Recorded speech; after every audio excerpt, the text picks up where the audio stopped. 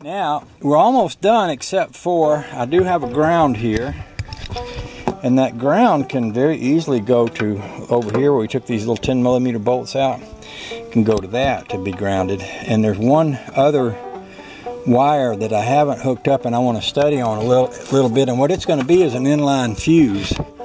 And it's over there in a package. But what they do often is they put an inline fuse between the wires that go to the trailer and the car, so that if something shorts out the trailer, it won't short out the car.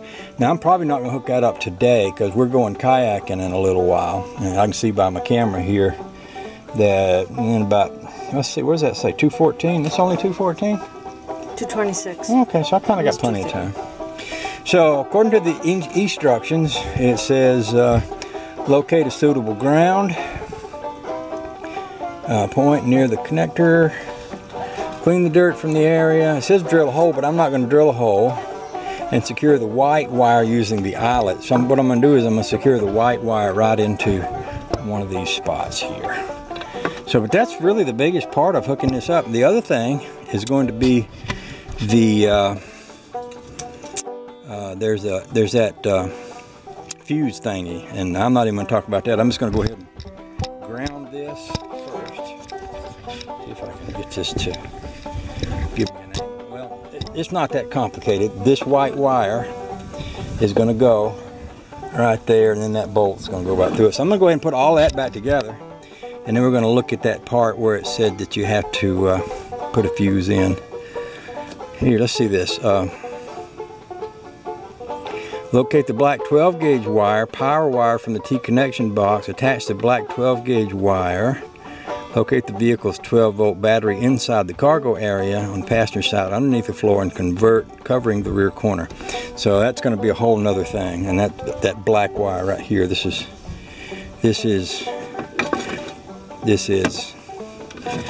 somewhere. We'll get to that later. Probably this wire will be the power wire. One thing I do want to check before I do anything else, make sure I still have my lights, turn signals, and everything as I should, now that that's hooked up. So, what I'll do is, I'll just turn this on. I'll put my blinker on. Yep, see there's my blinker blinking.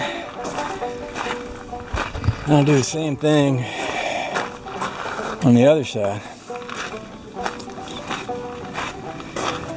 There. Now, next thing I want to do is check my lights. Just my regular lights.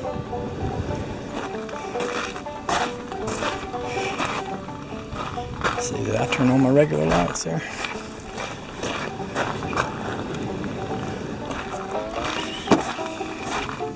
There we are. We got them. And we got them. I guess the other thing to do would be to check the brakes.